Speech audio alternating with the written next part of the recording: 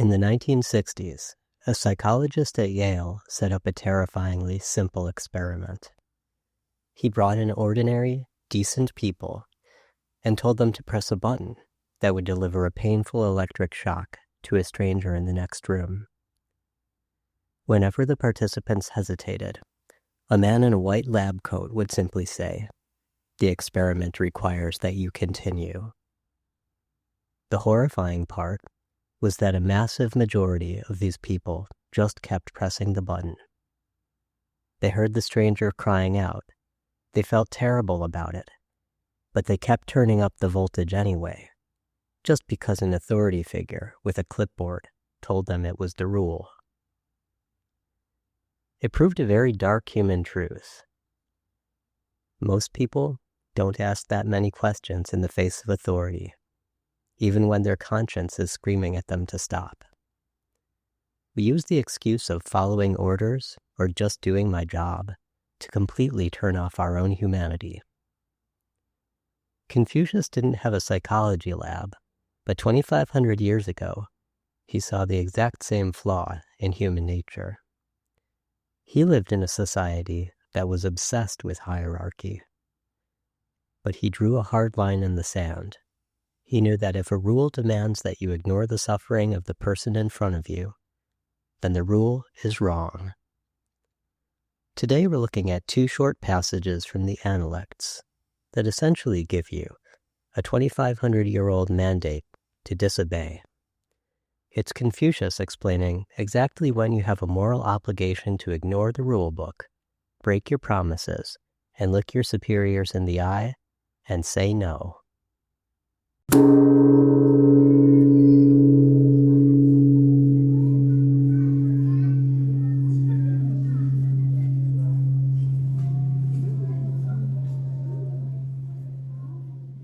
Exploring the Analects, Episode 10, Passages 15.36 and 15.37. Winner takes all. Hey folks, this is Elliot Bernstein. Thanks for joining me for Episode 10 of Exploring the Analects. Welcome to the double digits. Today, we'll be talking about passages 15.36 and 15.37 of the Analects. 2,500-year-old opinions about the best time to disobey your superiors. We'll read the passages in Chinese and English, explain their basic meanings, and discuss the historical and cultural context to provide a deeper understanding. After that, we'll analyze the language found in the passage as a way to learn new words and phrases in classical Chinese and modern Mandarin. Don't forget, you can listen and follow along with episode guides on analects.net. Episode guides include Chinese characters for the passages, as well as other words mentioned in each episode. The site also has the full text of the Analects with smart searching and pop-up definitions. Check it out and let me know what you think. You can always reach me at elliot@analects.net. All right then, let's get started. This is my informal interpretation of passages 15.36 and 15.37. Remember, this isn't a translation, but I wanted to capture something about the spirit of the passages that sticks with you for the rest of the episode.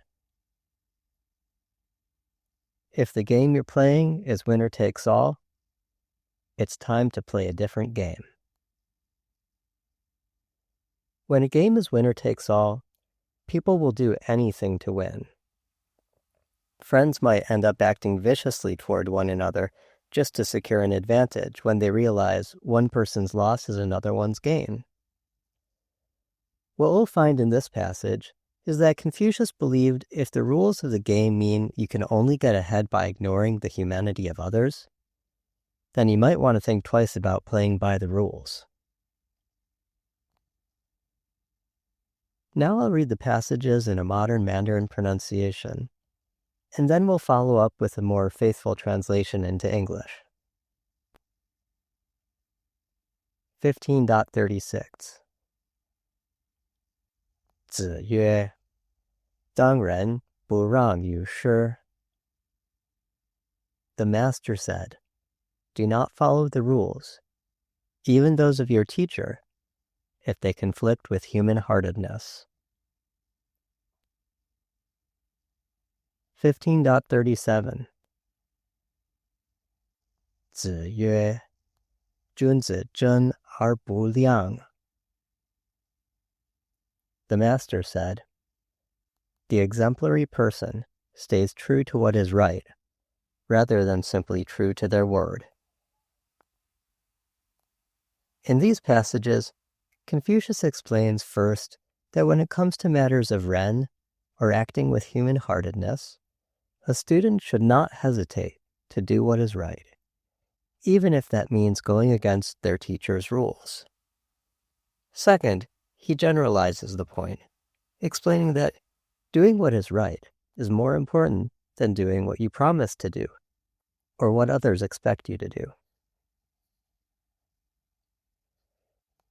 Let's start off by exploring the idea of following the rules in general, regardless of whether those rules are set by a teacher, a king, or even if they're just a matter of convention in a given scenario.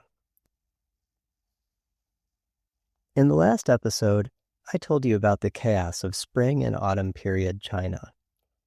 Remember, there were 1 or 2 armed conflicts per year during this period. That's bad enough, but I didn't mention that sometimes things got really bad, like cannibalism bad. About 40 years before Confucius was born, the state of Chu was laying siege to the capital of the state of Song. The Zhuozhuan, the Zhuo commentary on the Spring and Autumn Annals, records that the general from the state of Chu held a conference with the Song general and asked him about conditions in the city. The Song general explained the tragedy that was occurring. Citizens were so hungry that they had no choice but to exchange family members to be eaten. The Chu general was so distressed by this news that he returned to his king and begged him to end the siege, which, after some back and forth, the king thought, you know what, that sounds pretty bad, and he called off the siege. With that story in mind, I'll repeat my translation, but with a slight modification. Do not follow the rules, even those of your king, if they conflict with human-heartedness. This story is a pretty good example of someone recognizing humanity and thinking with their heart, rather than following the rules. The Chu general was given a command by his king to lay siege to the Song capital. Not only did he have that command, he also had the rules of war. You don't fight a war to lose. You fight it with the goal of defeating your enemy. A siege is a pretty winner-takes-all scenario. But when he met the Song general, he was brought face to face with the humanity of the situation. People were in that city, and his own actions had caused them to act like animals toward one another. And that was when he knew it wasn't worth it to keep following the rules. So instead of trying to win at any cost, he convinced his king to show just a little mercy. Now, I need to give credit where credit is due and tell you about my source for this insight.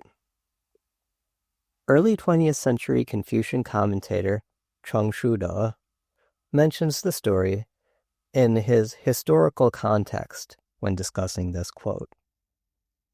That doesn't mean it's exactly what Confucius had in mind with regards to passages 15.36 or 15.37, but I absolutely agree with Cheng that it's a powerful example of the importance of prioritizing humanity over the rules. Besides, it's more than likely that Confucius was highly familiar with this episode, since it happened when his parents and grandparents were alive. It wouldn't be at all surprising if people still used it as an example of making the right decision in a terrible situation. Next up, I'm going to explain a bit about why I've chosen to translate ràng as follow the rules.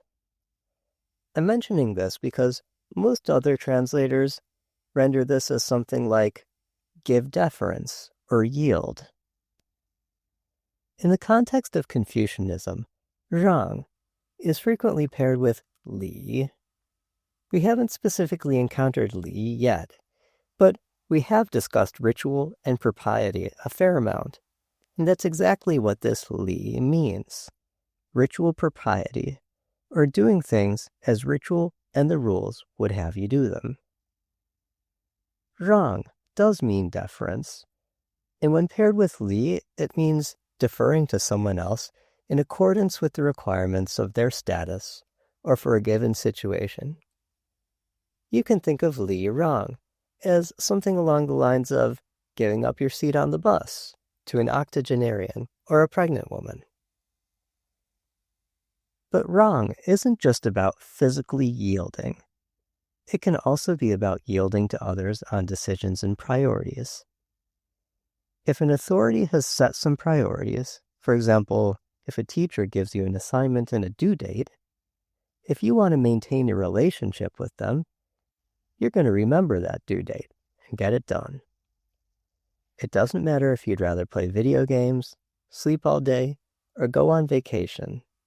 You know what you gotta do. The same can go for any authority, whether it's your parents, your boss at work, or your superior in the army. So yes, this is about yielding, but it's just as much about following the rules or orders as it is about being deferential. It's my opinion that one of the major points of these passages is to stress that it doesn't matter who has written the rules, king or queen, parent or boss. It doesn't matter what the situation seems to dictate, battle or celebration, wedding or funeral. If what you're supposed to be doing causes you to fail to recognize the humanity of others, then it's not the right thing to do. There's one final point about this passage before we move on to 1537. And that's the fact that it says you may disobey even your teacher. I'm an American, and having lived abroad for many years of my life, I'm pretty comfortable saying that Americans don't have much trouble disobeying their teachers. I suppose in theory we know that teachers deserve respect, and in the classroom, sure, the teacher can kick you out if they want, but again, not a whole lot of respect for teachers. China is different, and teachers are conferred a great deal of respect, even to this day. In Confucius's time, education was not compulsory. It wasn't even common. So finding a teacher and having them accept you, that was serious business. That seriousness is reflected in the fact that in the Analects, Confucius is called the master, and his students are called disciples. So disobeying your teacher was not something to be done on a whim. And this passage makes it clear that, yes, there are certain very serious situations where the right thing to do is tell your teacher that they're wrong, or act in a way that contradicts what you've been taught. So far, I've mainly been discussing 15.36, so let's move on to 15.37 and talk about the broader point. Confucius believed one of the greatest hallmarks of a petty person was being honest to a fault. I'll give you an example of what I mean by honest to a fault. This is a famous scenario proposed by German philosopher Immanuel Kant. It's commonly referred to as Kant's axe. Suppose one afternoon, you're at home enjoying a cup of tea with a friend back in your kitchen. There's a knock at your front door, so you leave the kitchen and open up the door. there's a man holding an axe. He doesn't threaten you, but he tells you that he wants to kill your friend, and he asks you if you know where he is. According to Kant, you should never, under any circumstances, tell a lie. So the right thing to do is tell this man where your friend is. Confucius is really on the opposite end of the spectrum here. Yes, he would say, an upstanding person tells the truth whenever they can. If they make a promise, they do their best to stick to it. But when it comes to the greater good, if that means telling a lie or breaking a promise, they don't rigidly stick to these rules. According to Confucius, you should absolutely lie to an axe murderer. In passage 13.18, the Duke of Sha tells Confucius that a father was reported by his righteous son to the authorities for stealing a sheep. Confucius replies that where he's from, justice is different. That son wouldn't be considered righteous. Even if one of them had committed a crime, a father should protect his son, and a son should protect his father. Or in the words of A$AP Rocky, stop snitching. There's no single correct answer to whether or not it's okay to lie, break a promise, or disobey a rule.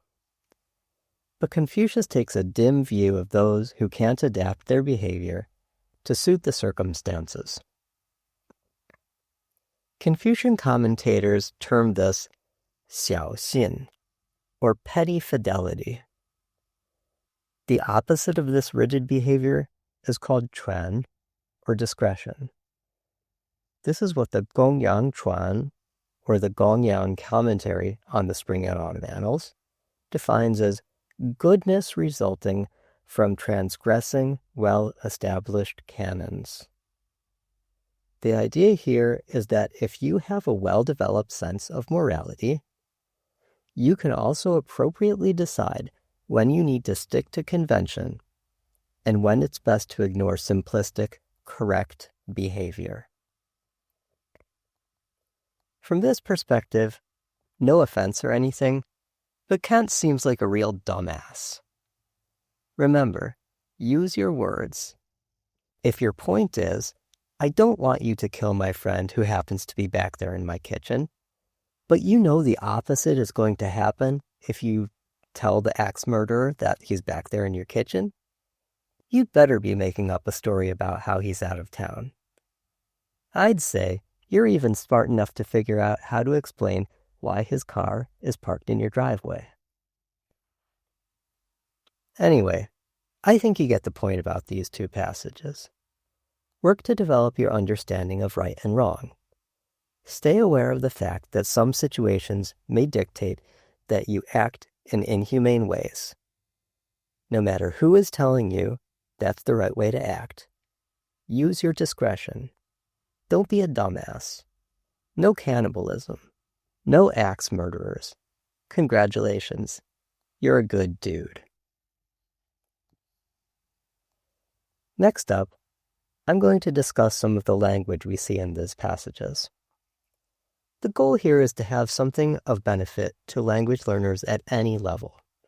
So if you don't find something for you, just give me a shout at elliot@analects.net, and I'll see what I can do for you. Vocabulary-wise, we'll cover ràng, to yield, shi, master or teacher, zhēn, chaste or staunch, and liàng, sincere or forgiving. In terms of grammar, we'll cover dāng, in terms of you, with or for, are, and. By the way, all of those quick definitions might not work as the right glosses for the phrases as we've translated them above, but I'll dig into how we can do so as well. Starting off, let's talk about ràng. This has much the same meaning as it does in modern Chinese today. To yield, to act deferentially, or to give preference to someone other than oneself. Ràng is the character you'll see on yield signs throughout China, so it refers to yielding not only in conversation or decision-making, but also in the physical sense. In my translation of 15.36, ràng is rendered as following the rules of an authority, which admittedly stretches things a little bit. But like I explained earlier, the idea is that when you follow such rules, you're deferring to the wishes of your teacher or leader. Next up is shi, meaning teacher or master. If you've ever watched Kung Fu Panda, you actually know this word, but you might end up saying it like shifu, just like Jack Black does. Same character though. The fu in this shifu or shifu means father, and it's a term frequently used by martial arts practitioners and monks to refer to their teacher. There's another word, shifu, that also is rendered as master in English, but this is usually used to address a professional such as a taxi driver, mechanic, or chef. Finally, there's the day one Chinese vocabulary word lao shi, the most common word for a teacher in Chinese. Funny thing, considering I mentioned the high degree of respect received by teachers in China to this day, the term is frequently used by students to refer to even non-teaching staff in schools. When I ran study abroad programs in China, despite the fact that I was a lowly administrator tasked with organizing activities and keeping students safe and healthy, the local Chinese roommates at our host university would almost invariably address me as lao shi. Next, let's talk about zhēn. This is a truly ancient character, and its modern usage has shifted significantly from those origins. The I Ching, the ancient Chinese divination manual, known as the Book of Changes, is jam-packed with this character, zhēn. It appears more than 100 times in the core text. The original meaning of zhēn was to verify a conjecture with the heavens through divination.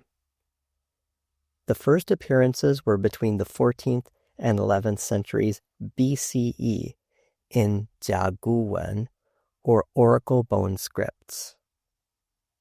Oracle bones were ox shoulder blade bones, called scapula, or the flat bottom shells of tortoises, called plastrons, that had writing scratched into them. The phrases written on oracle bones were statements, something like, "It will rain on the 10th day of the 6th month." Once the phrase was written, the bone would be heated until it cracked, and that crack would be interpreted as a sign of the heavens supporting or rejecting the claim. Now that you know that, I can explain the character a little better. The top of this character has bu, and if you're not looking at the episode guide to see this character, this is a vertical stroke with a small diagonal line coming off of it. And it represents that crack in the bone I just mentioned. The bottom part of the character was originally a dāng. This is a three-legged ritual cauldron, a vessel used by the royal family for conducting sacrifices. So the short story is, this character originally referred to that divination process conducted on oracle bones, and by extension, divination in general, such as the type conducted when consulting the I Ching. From there, the character began to be associated with truth and correctness, since those divination processes were used to determine the truth of a statement or the correct course of action. And that's where we get the meaning found in passage 15.36, staying true to what is right. I forgive you for thinking the story ends there, but in modern Chinese, this character doesn't have a strong association with truth specifically, maybe peripherally. At this point, it's associated with loyalty, steadfastness, and chastity, as in the word zhōngzhen. It's also a somewhat old-fashioned sounding character found in women's names, and it's in the name for the famous white snake spirit turned beautiful young maiden, Bai Su Zhen, from the Bai She Zhuan, the legend of the white snake. Finally, in terms of non-grammatical vocabulary, we're going to talk about liàng. If you're familiar with the modern word liàng, you might think this word means forgive. But it's sort of the opposite. This word refers to the quality of staying true to one's word. And you shouldn't need to forgive someone who does that. But through the centuries, truthfulness turned into presumption, and presumption being associated with innocence worked its way into forgiveness and tolerance. Anyway, don't let your instincts lead you astray on this one. Next, let's move on to some grammatical points. We'll start with dāng. One modern usage of dāng is to mean when. For example, in the phrase 当你回家的时候, meaning when you get home. That usage is probably the closest we'll get to this one. Here it means when it comes to, or as for. So a more direct rendering of the first two characters of 15.36, 当仁, would be when it comes to human-heartedness. Next up is you. This 虚词, or classical Chinese grammatical particle, can have quite a few different meanings. One of the most common, and what we'll see here, is that its usage is as a general prepositional word. I'll stop being such a nerd. In 15.36, it means to. 不让于师 just means do not yield to your teacher. Finally, another 虚词, are. Are is a connecting word that can frequently be rendered as and. But in 15.37, it's paired with the negative bu. So you could write it either as and not, or slightly more emphatically, as but not.